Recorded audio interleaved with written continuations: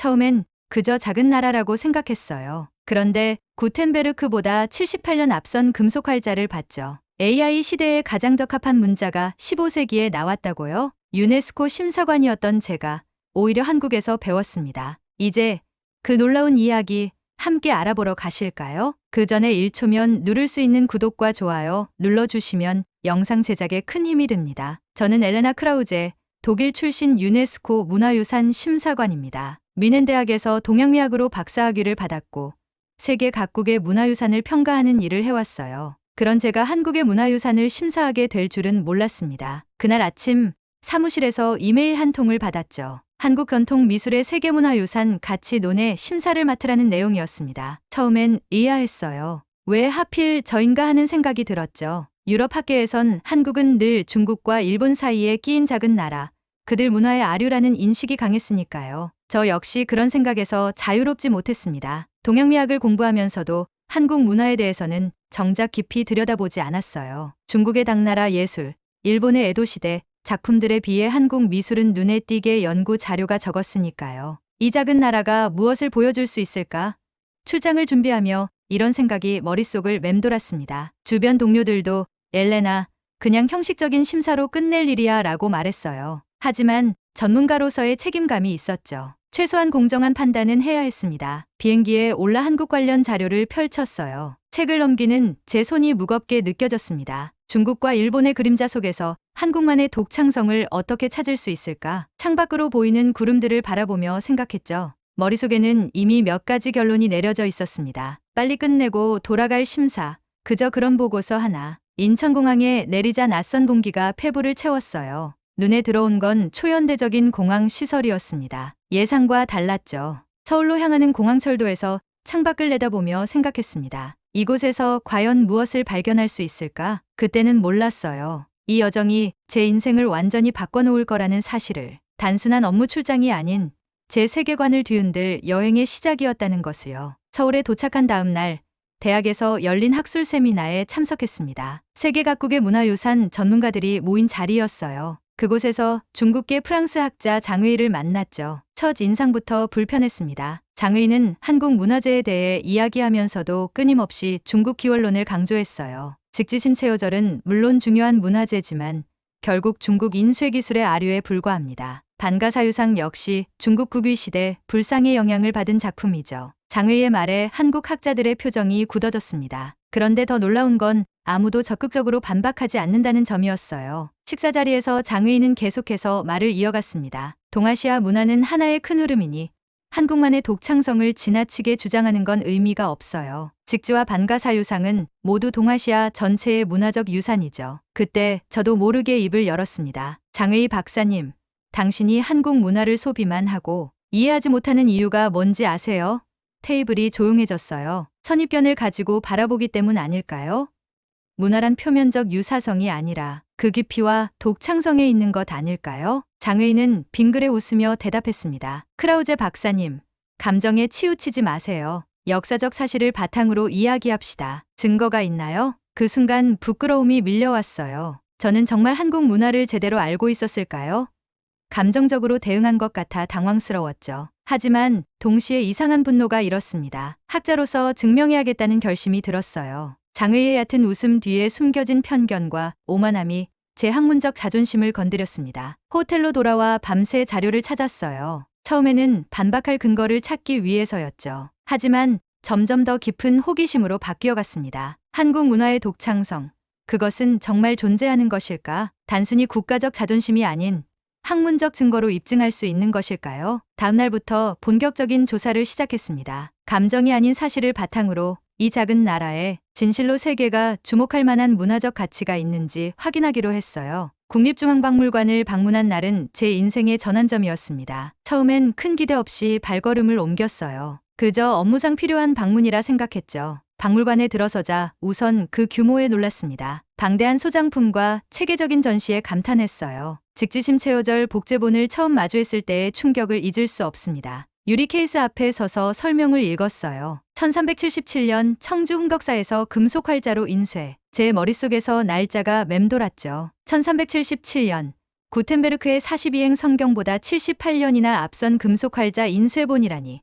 처음엔 믿기지 않았습니다. 이건 세계사의 순서가 잘못된 거잖아요. 옆에 있던 한국인 도슨트에게 말했어요. 저도 모르게 목소리가 떨렸습니다. 도슨트는 조용히 웃으며 말했죠. 많은 외국인 전문가들이 그렇게 말합니다. 하지만 이것은 사실이에요. 그날 저는 직지 관련 모든 자료를 검토했습니다. 프랑스 국립도서관에 보관된 실물의 상세 사진부터 유네스코 세계기록유산 등재 서류까지요. 의심할 여지가 없었어요. 이건 분명 세계 인쇄사를 다시 써야 할 발견이었습니다. 이어서 반가사유상 앞에 섰을 때의 느낌은 더욱 강렬했어요. 금동미륵 보살 반가사유상.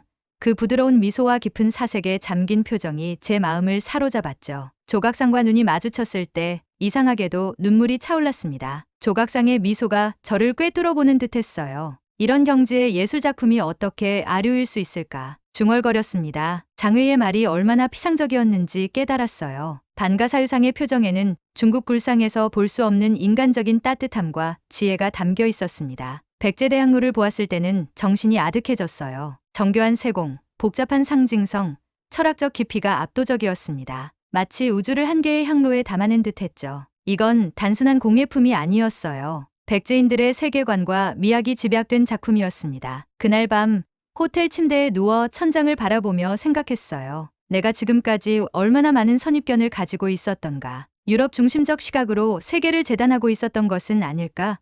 학자로서 부끄러운 마음이 들었습니다. 한국 문화의 깊이를 이제야 조금 보기 시작한 것 같았어요. 한글박물관 방문은 제 호기심에서 비롯된 것이었습니다. 직지에 감명받은 후 한국의 문자에 대해 더 알고 싶어졌어요. 개인적인 관심이었지만 이것이 제 인생을 바꾸는 또 다른 계기가 될 줄은 몰랐죠. 박물관에 들어서자마자 훈민정음 해례본의 복제본이 눈에 들어왔습니다. 한글 창제 원리를 설명하는 도표와 이미지들을 보면서 점점 더 놀라움이 커졌어요. 도슨트의 설명을 들으며 그 놀라운 창제 원리를 이해하기 시작했습니다. 한글은 세종대왕이 발음기관의 모양을 본떠 만든 문자입니다. 예를 들어 기역은 혀가 목구멍을 막는 모양을 본뜬 것이죠. 도슨트의 설명에 제 입이 떡 벌어졌어요. 발음기관의 모양을 본떠 만든 문자라고요? 그런 문자가 어떻게 가능하죠? 문자학을 연구하는 학자로서 이건 정말 혁명적인 개념이었습니다. 세계 문자의 역사를 살펴봐도 이런 과학적 원리로 창제된 문자는 존재하지 않았어요. 대부분의 문자는 그림에서 발전했거나 다른 문자에서 파생된 것이었죠. 세종은 단순한 왕이 아니라 혁신가였군요. 감탄이 절로 나왔습니다. 더 놀라운 건 한글이 창제된 시기였어요. 15세기에 이런 과학적 문자가 만들어졌다니 유럽에서는 아직 중세 시대였습니다. 전시관을 더 돌아보면서 현대 기술과 한글의 관계에 대한 섹션을 발견했어요. 구글과 마이크로소프트가 한글 분석팀을 운영하고 있다는 사실이 충격적이었습니다. 디지털 시대의 한글이 가진 우수성과 효율성을 연구한다는 내용이었죠. 21세기 AI 시대에 가장 적합한 문자가 15세기에 만들어졌다고요? 믿기지 않았어요. 하지만 자료들은 분명했습니다. 한글의 과학적 원리와 체계성이 디지털 처리에 놀라운 효율성을 가져온다는 연구 결과들이었죠. 특히 인상적이었던 것은 한글이 문맹률을 극적으로 낮춘 역사적 사례였습니다. 전시물에는 조선시대 한문 문해율과 한글 보급 후의 문해율 변화가 그래프로 나와 있었어요. 한글 창제가 단순한 문자 개발이 아니라 민중을 위한 혁명적 프로젝트였다는 것을 깨달았습니다. 한글 박물관을 나오면서 생각했어요. 이런 문자를 가진 민족의 문화가 어떻게 아류일 수 있을까? 세종대왕의 혁신적 사고방식과 과학적 접근법은 15세기 세계 어디에서도 찾아볼 수 없는 독보적인 것이었습니다. 한글은 단순한 문자가 아니라 한국 정신의 결정체였어요. 그날 밤 노트북을 펼쳐 한글에 대한 자료를 더 찾아보았습니다. 유네스코 보고서를 작성할 때 한글의 가치를 반드시 포함시켜야겠다고 결심했어요. 세계는 이 놀라운 문화적 성취에 대해 더 알아야 했습니다. 박물관과 도서관에서 자료를 수집하는 일도 중요했지만 한국 문화의 진정한 모습을 이해하려면 사람들을 만나야 한다고 생각했습니다. 그래서 어느 이른 아침 서울의 새벽 시장을 찾았어요. 현지인들의 일상을 관찰하고 싶었죠. 여명이 밝아오는 시장은 이미 활기찼습니다. 상인들이 분주히 물건을 정리하고 첫 손님을 맞이할 준비를 하고 있었어요. 그 중에서도 눈에 띈 것은 낡은 리어카를 끌고 가는 노부부였습니다. 70대로 보이는 두 분이 무거운 재활용품을 가득 실은 카트를 밀고 있었죠. 호기심에 다가가 말을 걸었어요. 안녕하세요. 도와드릴까요? 노부부는 놀란 듯 쳐다보더니 웃으며 고개를 저었습니다. 괜찮아요. 우리는 매일 이렇게 해요. 그 대답이 더 궁금증을 자아냈어요. 매일요? 이렇게 무거운 걸 끌고 다니는 게 힘들지 않으세요? 제 질문에 노인은 담담하게 대답했습니다. 그냥 하루하루 버틴 거지요. 우리가 어디 특별한 사람들이에요? 그저 살아온 거죠. 그냥 하루하루 버틴 거지요. 그 말이 제 가슴을 때렸습니다. 단순한 문장이었지만 그 속에 담긴 삶의 무게가 느껴졌어요. 이 노부부의 일상이 한국 현대사의 축소판처럼 보였습니다. 전쟁 후 폐허에서 일어나 경제, 강국이 된 나라의 모습이 이렇게 매일을 묵묵히 살아가는 사람들의 집합이었던 것이죠. 노부부의 허락을 받고 잠시 그들의 일상을 함께했습니다. 시장 구석구석을 다니며 재활용품을 모으는 일은 생각보다 훨씬 고되었어요. 그들이 일하는 모습에서 느껴지는 건 힘듦보다 존엄성이었습니다. 불평 한마디 없이 자신들의 삶을 꿋꿋이 살아가는 모습이었죠. 점심시간 노부부가 작은 가판대에서 쉬는 모습을 보았습니다. 다른 노인들도 모여들어 이야기를 나누기 시작했어요. 그들의 대화에 귀를 기울였죠. 놀랍게도 대화의 주제는 대부분 자녀와 손주들의 교육이었습니다. 우리 손주가 이번에 영어 경시대회에서 상을 받았대. 그의 엄마가 얼마나 공부를 시키는지 몰라. 한 할머니의 말에 다른 이들이 고개를 끄덕였어요. 이어지는 대화에서 한국 어머니들의 교육열을 엿볼 수 있었습니다. 한 할아버지가 제게 말을 걸었어요. 외국인이죠? 우리나라에 왜 오셨어요? 제 연구 목적을 간략히 설명하자 그분은 웃으며 말했습니다. 우리는 특별한 것 없어요. 그저 숨 쉬듯이 버텨왔을 뿐이죠. 숨 쉬듯이 버텼다. 이 말이 제 뼛속까지 파고들었습니다. 이게 바로 한국인의 깡다구였어요. 사전에서는 찾을 수 없는, 그러나 한국인의 정신을 가장 잘 표현하는 단어였죠. 절대 포기하지 않는 힘, 역경 속에서도 미래를 향해 나아가는 끈기. 그것이 바로 한국의 비공식 유산이었습니다. 시장을 떠나며 생각했어요. 문화유산이란 무엇일까? 그것은 박물관에 전시된 유물만이 아니라 이렇게 평범한 사람들의 삶과 정신 속에 숨쉬고 있는 것이었습니다. 한국의 진정한 힘은 이런 평범한 사람들의 비범한 의지에 있었어요. 그날 저는 한국 문화의 살아있는 정신을 만났습니다. 유네스코 보고서 작성을 시작한 지 2주가 지났습니다. 처음 예상과 달리 보고서는 점점 더 두꺼워졌어요. 한국 문화유산의 독창성과 가치를 담아내는 일이 생각보다 훨씬 복잡하고 깊었습니다. 그러던 중 파리에 있는 동료 심사관들로부터 이메일이 왔어요. 엘레나, 당신의 초안을 검토했습니다. 한국 문화에 대한 평가가 지나치게 감정적이고 주관적입니다. 객관적 증거를 바탕으로 다시 작성해주세요. 이메일을 읽는 내내 가슴이 뛰었습니다. 분노? 아니, 오히려 기대감이었어요. 증명해야 할 때가 왔습니다. 증거가 필요했죠. 그래서 저는 한국의 한과 정이라는 개념에 대해 깊이 연구하기 시작했습니다. 이 두 가지 감정이 어떻게 문화적 형태로 승화되었는지 분석했어요. 민요에서, 춤에서, 도자기에서, 그리고 현대 영화와 음악에 이르기까지 이 정서가 어떻게 표현되었는지 추적했습니다. 구체적인 사례를 모으기 위해 서울의 다양한 문화공간을 방문했어요. 국악원에서 판소리 공연을 보며 그 한과 정의 정서를 직접 느꼈습니다. 판소리 가수의 목소리에 담긴 사연. 그것은 단순한 슬픔이나 기쁨을 넘어선 복합적인 감정이었어요. 이런 정서가 어떻게 세계적으로 독특한지 분석했습니다. 결정적인 방문은 서대문형무소였어요. 일제강점기 독립운동가들이 수감되었던 이곳은 한국의 아픈 역사를 고스란히 간직하고 있었습니다. 좁은 감방을 둘러보며 그들이 겪었을 고통을 상상했어요. 그러다 한 유리 케이스 앞에 멈춰 섰습니다. 그곳에는 감옥에서 몰래 공부하며 한글로 쓴 작은 메모들이 전시되어 있었어요. 이 고문 도구 앞에서 문자를 지켜낸 민족. 목이 메어 더 이상 말을 잇지 못했습니다. 일제의 문화 말살 정책 속에서도 자신의 언어와 문화를 지켜내려 했던 그 의지가 느껴졌어요. 이건 단순한 문화재가 아니었습니다. 이것은 민족의 혼이었죠. 그날 저녁 호텔로 돌아와 보고서 초안을 전면 수정했어요. 한국의 문화유산은 단순한 물리적 형태를 넘어 역사적 고난을 이겨낸 정신적 가치에 있다. 이 문장으로 시작하는 새로운 서론을 작성했습니다. 이어서 각각의 문화유산이 어떻게 세계사적 의미를 가지는지, 어떻게 인류 공통의 가치를 담고 있는지 구체적인 증거와 함께 설명했어요. 특히 강조한 것은 이 정신은 인류 전체가 보존해야 할 가치라는 점이었습니다. 한국 문화의 가치는 단순히 한 국가의 자랑거리가 아니라 전 인류가 배워야 할 보편적 가치라고 주장했어요. 깡다구, 한, 정과 같은 정신적 가치들이 어떻게 현대 세계에서도 중요한 의미를 가지는지 설명했습니다. 밤을 새워 작성한 보고서를 읽어보며 확신했어요. 이제 감정이 아닌 사실과 증거로 한국 문화의 가치를 증명할 수 있게 되었습니다. 유산이란 무엇인가에 대한 저 자신의 정의도 바뀌었어요. 그것은 단순히 오래된 것, 아름다운 것이 아니라 인간 정신의 위대함을 증명하는 것이었습니다. 완성된 보고서를 파리 유네스코 본부로 보냈습니다. 한국의 금속활자, 한글, 그리고 깡다구라는 정신적 유산을 세계문화유산으로서의 가치를 상세히 기술했어요. 보고서를 발송한 후 마음이 무거웠습니다. 과연 받아들여질까?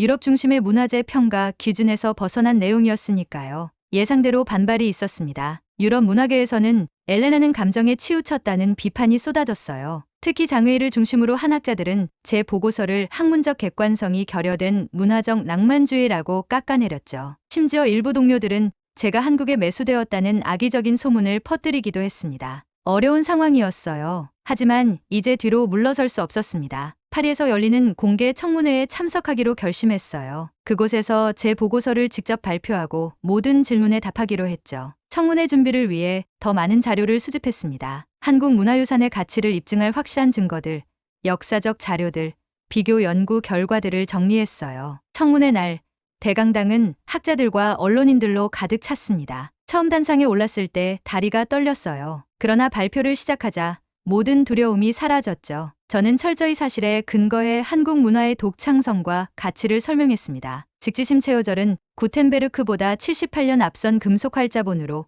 이는 인쇄 역사의 패러다임을 바꾸는 발견입니다. 한글은 세계 유일의 과학적 원리로 창제된 문자로 그 효율성과 과학성은 현대 디지털 시대에도 주목받고 있어요. 이러한 문화적 성취는 결코 아류라 할 수 없는 인류 문명의 중요한 성과입니다. 발표 중 가장 감정적인 순간은 한국인들의 깡다구, 정신에 대해 이야기할 때였어요. 새벽 시장에서 만난 노부부의 이야기, 서대문형무소에서 느낀 감정들을 진솔하게 나누었습니다. 이런 정신적 유산은 유네스코가 보존해야 할 무형문화재의 본질이 아닐까요? 형태가 없어도 그 가치는 명백합니다. 질의응답 시간, 장의가 첫 번째로 손을 들었어요. 크라우제 박사는 한국에 너무 감정이입한 것 같습니다. 객관적 평가가 필요한데 이건 거의 한국 문화 홍보에 가깝지 않나요? 제 대답은 단호했습니다. 장의 박사님, 이제는 우리가 배울 차례입니다. 우리가 몰랐던 역사적 사실들, 우리가 보지 못했던 문화적 가치들이 있어요. 유럽 중심주의를 벗어나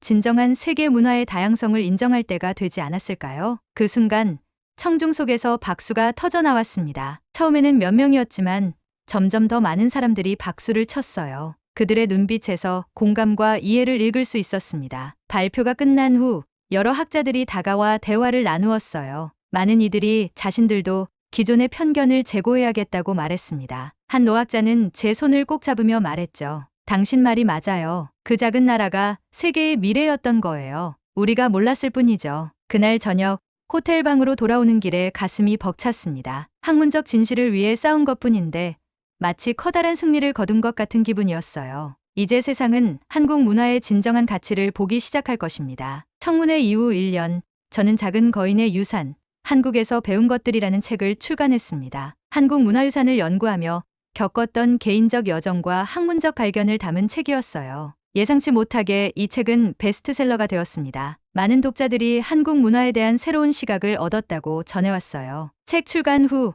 테드 강연에 초청받았습니다. 잊혀진 혁신 한국 문화에서 배우는 창의성의 교훈이라는 제목의 강연이었어요. 단상에 올라 말했죠. 한국은 기술, 문화, 인간성의 융합체입니다. 이 나라의 역사에서 우리는 혁신이 어떻게 탄생하는지, 역경이 어떻게 창의성으로 승화되는지 배울 수 있어요. 강연은 전 세계적으로 큰 반향을 일으켰습니다. 여러 대학과 연구소에서 강의 요청이 쏟아졌어요. 저는 한국 문화의 가치를 알리는 일에 열정을 느꼈습니다. 이제는 단순한 학문적 관심을 넘어 제 삶의 사명이 되었죠. 그러던 어느 날 한국의 한 중학생으로부터 편지를 받았습니다. 크라우제 박사님, 당신의 책을 읽고 제 꿈이 바뀌었어요. 저는 외국인들에게 우리 문화의 아름다움을 알리는 사람이 되고 싶습니다. 우리 문화의 가치를 외국인 박사님이 더 잘 알아주시다니.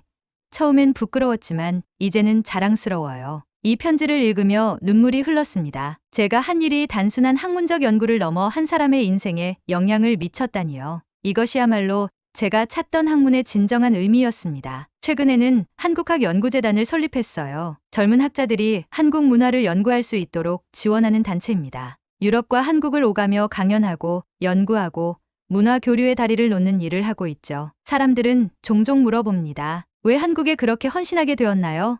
제 대답은 간단합니다. 진실을 발견했기 때문이에요. 학자로서 저는 편견 없이 사실을 추구했을 뿐입니다. 그 과정에서 발견한 한국 문화의 깊이와 가치는 제 인생을 바꿔놓았어요. 한국에서의 경험은 제게 중요한 교훈을 주었습니다. 문화란 겉으로 보이는 화려함이나 규모가 아니라 그 정신과 가치에 있다는 것을요. 작은 나라가 품은 커다란 정신, 그것이 바로 한국이었습니다. 지금도 가끔 서울의 새벽 시장에서 만났던 노부부를 생각해요. 그냥 숨 쉬듯이 버텨왔을 뿐이에요. 그 말에 담긴 묵직한 역사와 삶의 무게를 이제는 조금 이해할 수 있을 것 같습니다. 한국은 저에게 단순한 연구 대상이 아니라 삶을 바라보는 새로운 렌즈를 선물했어요. 이제 저는 자신 있게 말할 수 있습니다. 세계는 한국에서 배울 것이 많다고요. 그 작은 나라가 지닌 거대한 정신, 그 역경 속에서 피어난 아름다운 문화야말로 진정한 세계유산입니다. 그리고 저는 앞으로도 계속 그 가치를 세상에 알리는 일을 할 것입니다. 한국을 위해 싸운 것이 아니라 진실을 위해 싸웠을 뿐이니까요. 여러분은 이 이야기를 듣고 어떤 생각이 드셨나요? 여러분의 생각을 아래에 댓글에 남겨주세요. 그리고 감동적인 사연을 주변 사람들과 공유하고 함께 이야기 나눠보세요. 마지막으로 1초밖에 걸리지 않는 구독과 좋아요, 알림 설정은 영상 제작에 큰 힘이 됩니다.